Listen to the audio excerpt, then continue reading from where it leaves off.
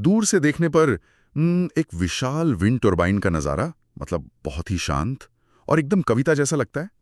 खुले हरे मैदान या विशाल समुद्र के बीच खड़े वो सफ़ेद खंबे और हवा को बहुत ही ग्रेसफुल तरीके से चीरते हुए उनके ब्लेड्स। हाँ, बाहर से तो ऐसा लगता है जैसे इंसान और प्रकृति के बीच कोई बहुत ही शांतिपूर्ण समझौता हो गया हो। बिल्कुल। लेकिन असलियत में ना, उन ब्लेड्स के आसपास की हवा में और उस पूरे ढांचे के अंदर एक अदृश्य और सच कहूं तो बेहद हिंसक महायुद्ध चल रहा है। एकदम सही कहा आपने। इस शांति के पीछे जो भौतिक विज्ञान है, मतलब जो फिजिक्स काम कर रही है, वो किसी भी तरह से शांत नहीं है ना? क्योंकि टरबाइन कोई छोटा मोटा पंखा तो है नहीं। बिल्कुल नहीं। एक टरबाइन के ब्लेड की टिप 300 किलोमीटर प्रति घंटे से भी ज्यादा की रफ्तार से घूम सकती है। उस गति पर हवा का हर एक झोंका टरबाइन के ढांचे को उखाड़ फेंकने की कोशिश करता है। और आज के इस डीप डाइव का मिशन ना, इसी तकनीक को डिकोड करना है, जो इस महायुद्ध को कंट्रोल करती है।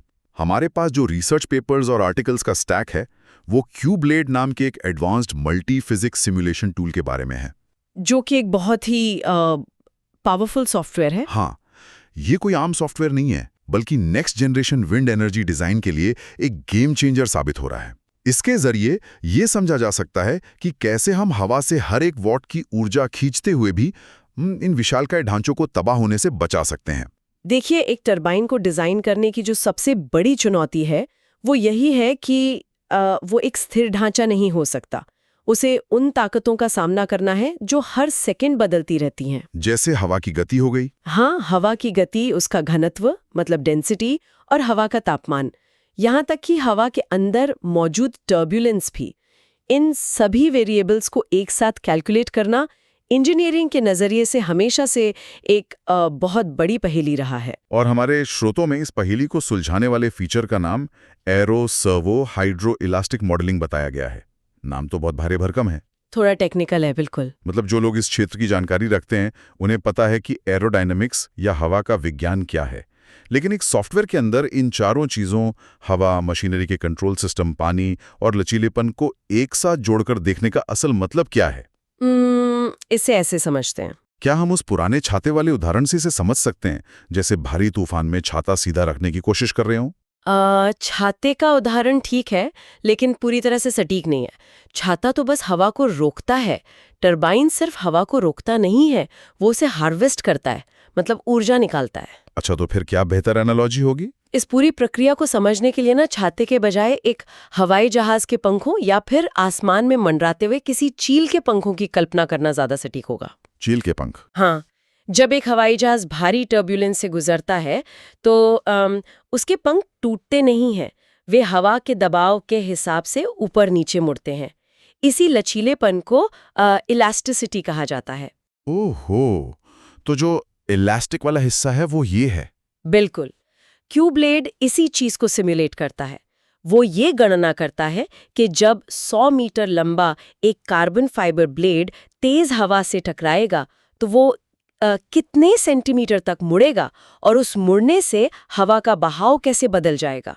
अरे, ये तो बहुत ही क्रिटिकल बात है। मतलब इसका सीधा सा अर्थ है कि ब्लेड का आकार हवा से टकराने के बाद बदल रहा है और आकार बदलने के कारण उस पर लगने वाला हवा का दबाव भी फिर से बदल रहा है। एग्जैक्टली। ये तो एक नेवर एंडिंग लूप जैसा हो गया। और मुझे लगता है इसी के साथ वो सर्वो वाला पहलू भी जुड़ जाता है ना? एकदम सही पकड़ा। सर्वो ही वो मैकेनिज्म है जो टरबाइन के अंदर बैठकर ब्लेड्स के एंगल को लगातार बदलता रहता है, मतलब उसे कंट्रोल करता है। हाँ, और यही क्यूब्लेड की सबसे बड़ी खूबी है। जब अचानक से हवा का कोई तेज झोंका आता है तो सर्वो कंट्रोल सिस्टम मिली सेकेंड्स के भीतर ब्लेड के पिच को बदल देता है ताकि उस पर हवा का सीधा प्रहार न हो। तो सॉफ्टवेयर एक ही समय में ये कैलकुलेट कर रहा है कि हवा ने ब्लेड को कितना मोड़ा, जो कि इलास्टिक हुआ। बिल्कुल। और उस मुड़ने से हवा के बहाव में क्या बदलाव आया, जो कि एरो हुआ। और उसी सेकंड कंट्रोल सिस्टम ने उसे बचाने के लिए क्या कमांड दिया, जो कि सर्वो हुआ। हाँ, ये सब एक साथ रियल टाइम में चलता है। बाप रे, तो ये सिर्फ एक 3D मॉडल नहीं है यार, यह तो समय के साथ चलने वाला एक पूरा डायनामिक सिमुलेशन है। और सोचिए, पुराने जमाने में इस तरह की टेस्टिंग के लिए हमें भारी भरकम प्रोटोटाइप बनाकर उन्हें विंड टनल या सीधे मैदान में लगाना पड़ता था, जो कि बहुत महंगा पड़ता होगा। बहुत ज्यादा। और अगर हिसाब में जरा सी भी चूक हुई तो करोड़ों का नुकसान सीधा। क्यूब्लेड ने उस महंगे ट्रायल एंड एरर को पूरी तरह से एक वर्चुअल एनवायरनमेंट में शिफ्ट कर दिया है।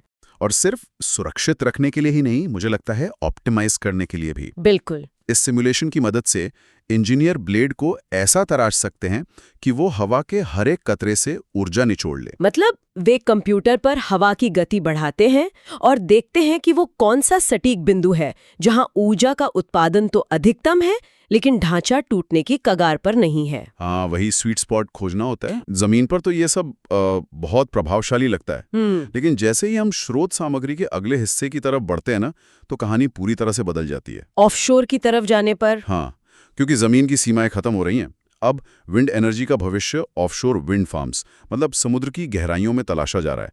और यहीं पर मेरे दिमाग में एक बहुत बड़ा सवाल खड़ा होता है। कैसा सवाल? देखिए, सिमुलेशन अपनी जगह ठीक है, लेकिन जब हम खुले और गहरे समुद्र की बात करते हैं, तो क्या एक कंप्यूटर मॉडल पर इतना भरोसा किया जा सकता है? मतलब सच में? आपका ये संदेह बहुत ही स्वाभाविक है, मैं बता रही हूँ, क्योंकि समुद्र में आप सिर्फ हवा से नहीं लड़ रहे हैं, आप प्रकृति की सबसे अनप्रिडिक्टेबल ताकतों में से एक समुद्री लहरों का भी सामना कर रहे हैं। ठीक यही मेरा पॉइंट है। एक 300 मीटर ऊंचे हजारों टन वजनी स्टील के खंबे को एक तैरते हुए प्लेटफॉर्म पर खड़ा करना और फिर उम्मीद करना कि नॉर्थ सी की 50 फुट ऊंची लहरें और भयंकर तूफान उसे पलटेंगे नहीं। सुनने में असंभव लगता है। बिल्कुल, ये तो मतलब भौतिक विज्ञान के सिद्धांतों को सीधे चुनौती देने जैसा लगता है यार। ऊपर हवा टरबाइन को पीछे की तरफ धकेल रही है, नीचे लहरें उसके बेस पर अलग ही दिशा से प्रहार कर रही हैं। ये सब एक साथ 3D स्पेस में हिल रहा है। और यहीं पर वो मॉडल काम आता है। तो क्या क्यूब्लेड सच में इन रोग वेव्स और इतने कॉम्प्लेक्स डायनामिक्स को कैलकुलेट कर सकता है? इसे समझने के लिए हमें उस हाइड्रो वाले हिस्से पर गौर करना होगा जो हमने उस एरो सर्वो वाले मॉडल में पहले छोड़ा था। अच्छा, हाइड्रोडायनामिक्स। हाँ, गहरे समुद्र में ना टरबाइन को जमीन में गाड़ना या समुद्री सतह पर एंकर करना तकनीकी और आर्थिक रूप से मुमकिन नहीं होता, क्योंकि पानी बहुत गहरा होता है। एग्जैक्टली। इसीलिए जो फ्लोटिंग प्लेटफॉर्म्स इस्तेमाल होते हैं वे केबल्स या मूरिंग लाइंस के जरिए समुद्र तल से बंधे होते हैं। अब क्यूब्लेड यहाँ जो कर रहा है वो सच में किसी जादू से कम नहीं है। जादू कैसे?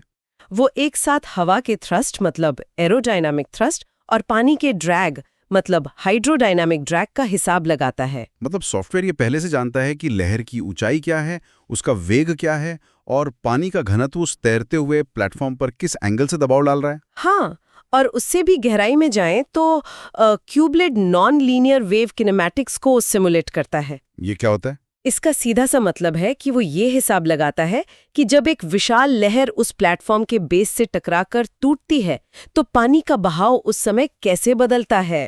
ओहो, तो मूरिंग लाइंस पर कितना यांत्रिक तनाव पड़ता है, ये सब एक साथ सिम्युलेट होता है। ये तो लिटरली एक साथ कई मोर्चों पे जंग लड़ने जैसा है। इसका मतलब है कि इंजीनियर प्लेटफॉर्म के सेंटर ऑफ ग्रेविटी और बैलेस्ट को इस तरह से डिजाइन कर सकते हैं कि टरबाइन लहरों के साथ झुके तो जरूर, लेकिन कभी पलटे नहीं। हाँ, हवा के उस भारी दबाव के बावजूद कभी अपने पलटने वाले बिंदु तक न पहुंचे। और मैं बता दूं कि ये क्षमता पूरी विंड इंडस्ट्री को बदल रही है। गहरे समुद्र में जहां हवाएं सबसे तेज और लगातार चलती हैं, वहां ऊर्जा पैदा करने की क्षमता जमीन के मुकाबले कई गुना ज्यादा होती है। तो मतलब इस फ्लोटिंग टरबाइन सिमुलेशन ने उन समुद्री इलाकों को भी ऊर्जा उत्पादन के लिए खोल दिया है जिन्हें एक दशक पहले तक इंसानी पहुंच से बाहर माना जाता था। बिल्कुल असंभव माना जाता था पहले तो।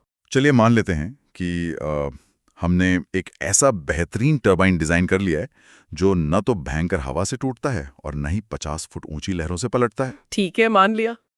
लेकिन जब बात ग्रिड लेवल की ऊर्जा जरूरतों की आती है ना, तो एक टरबाइन तो काफी नहीं होता ना। नहीं, एक से तो कुछ नहीं होगा। एक विंड फार्म में ऐसे दर्जनों या शायद सैकड़ों टरबाइन एक साथ लगाए जाते हैं और यहीं पर स्रोत सामग्री एक नई समस्या की तरफ इशारा करती है जिसे वेक इफेक्ट्स कहा गया है। ओह, वेक इफेक्ट्स। ये वो समस्या है जो अकेले टरबाइन को परफेक्ट बनाने के बाद पैदा होती है। ये विंड एनर्जी के क्षेत्र में सबसे बड़ी और सच कहूं तो सबसे महंगी समस्याओं में से एक है। अच्छा। हाँ, जब हम एक अकेले टरबाइन से पूरे विंड फार्म की तरफ बढ़ते हैं ना, तो खेल के नियम पूरी तरह से बदल जाते हैं।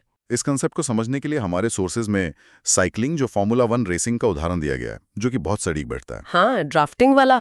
बिल्कुल। जब एक रेसिंग कार किसी दूसरी कार के ठीक पीछे बहुत तेज गति से चलती है, तो आगे वाली कार हवा को चीर देती है और पीछे वाली कार को जो हवा मिलती है वो डर्टी एयर या अशांत हवा होती है। सही कहा। रेसिंग में तो इसे ड्राफ्टिंग कहते हैं, जो कभी-कभी स्पीड बढ़ाने में फायदेमंद होती है, लेकिन टरबाइनों के मामले में ये कोई फायदे का सौदा नहीं लगता। एकदम नहीं। इस तुलना को अगर हम टरबाइन पर लागू करें तो आगे वाला टरबाइन हवा की गतिज ऊर्जा मतलब काइनेटिक एनर्जी का एक बड़ा हिस्सा सोख लेता है। तभी तो वो बिजली बना पाता है। हाँ, और नतीजतन उसके पीछे से जो हवा निकलती है उसकी रफ्तार न सिर्फ कम होती है बल्कि उसमें बहुत भारी टर्ब्यूलेंस आ जाता है। इसी टर्ब्यूलेंस वाली हवा को वेक कहते हैं। और अगर ठीक उसी अशांत हवा के रास्ते में हम अपना दूसरा करोड़ों रुपए की लागत वाला टरबाइन खड़ा कर दें, तो जाहिर है कि वो अपनी पूरी क्षमता से बिजली पैदा नहीं कर पाएगा, है ना? नहीं कर पाएगा, लेकिन बात सिर्फ बिजली उत्पादन में कमी आने तक सीमित नहीं है। तो और क्या गड़बड़ होती है? वेक इफेक्ट्स का सबसे खतरनाक पहलू है स्ट्रक्चरल फटीग। Structural fatigue. हाँ, जब वो अशांत हवा पीछे वाले टरबाइन के ब्लेड से टकराती है तो वो ब्लेड के अलग अलग हिस्सों पर बहुत ही अनियमित दबाव डालती है। मतलब ब्लेड के एक सिरे पर हवा की गति कुछ और होती है और दूसरे सिरे पर कुछ और। अरे बाप रे। और इस असमान दबाव के कारण पूरे टरबाइन के ढांचे में, उसके गियरबॉक्स में और बेयरिंग्स में भारी कंपन पैदा होता है, वाइब्रेशंस आते हैं। इसका सीधा मतलब है कि टरबाइन के कलपुर्जे बहुत तेजी से घिसने लगेंगे और उनके समय से पहले टूट-फूट का खतरा बढ़ जाएगा। और मेंटेनेंस का खर्च आसमान छूने लगेगा, वो अलग। तो एक सॉफ्टवेयर इस फिजिकल प्रॉब्लम को कैसे सॉल्व करता है?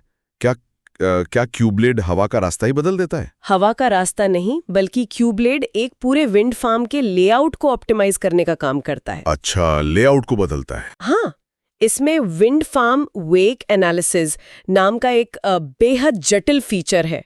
ये पूरे इलाके की टोपोग्राफी, हवा के चलने की दिशाएं और हवा की रफ्तार का एक बहुत विशाल डेटा सेट लेता है। इसके बाद ये कंप्यूटेशनल फ्लूइड डायनामिक्स का इस्तेमाल करके ये ट्रैक करता है कि एक टरबाइन से निकलने वाला टर्बुलेंस कितनी दूर तक जाता है और हवा में कैसे खत्म होता है। तो ये किसी 4D शतरंज की खेल जैसा है, जहां सॉफ्टवेयर ये गणना कर रहा है कि अगर टरबाइन नंबर 1 को 50 मीटर बाईं तरफ खिसका दिया जाए तो शायद टरबाइन नंबर 12 पर पड़ने वाला वेक इफेक्ट 15% कम हो जाएगा। बिल्कुल ऐसा ही है। और ये इस बात का भी हिसाब रखता है कि मौसम बदलने पर या हवा की दिशा बदलने पर ये पूरा समीकरण कैसे बर्ताव करेगा। तो इस सटीक एनालिसिस से एक विंड फार्म के लेआउट को इस तरह से डिजाइन किया जाता है कि हर टरबाइन को साफ और तेज हवा मिले। एग्जैक्टली। इससे ना सिर्फ फार्म का ओवरऑल पावर आउटपुट बढ़ता है बल्कि टरबाइनों की उम्र भी बढ़ती है, क्योंकि वे उस हानिकारक कंपन से बच जाते हैं। ये सारी इंजीनियरिंग और सॉफ्टवेयर की बातें ना सुनने में बेहद क्रांतिकारी लगती हैं। है भी। लेकिन एक वाजिब सवाल मेरे मन में ये उठता है कि क्या ये सिर्फ कागजों पर और कंप्यूटर लैब्स में ही अच्छा लगता है? मतलब अक्सर हमने देखा है कि सॉफ्टवेयर में जो चीज़ परफेक्ट काम करती है वो फील्ड में जाकर फेल हो जाती है। ये बात तो है, थियोरी और प्रैक्टिकल में फर्क होता है। तो क्या इंडस्ट्री में इस टूल के कुछ ठोस साबित हो चुके नतीजे भी देखने को मिले हैं? क्या असल दुनिया के प्रोजेक्ट्स वाकई में फिजिकल प्रोटोटाइप्स को छोड़कर पूरी तरह डिजिटल पर जा रहे हैं? ये सवाल बहुत अहम है, क्योंकि आखिरकार हर थ्योरी का टेस्ट उसकी कमर्शियल सक्सेस ही होती है। बिल्कुल। रिसर्च पेपर में एक बहुत ही प्रमुख विंड एनर्जी कंपनी का उदाहरण दिया गया है।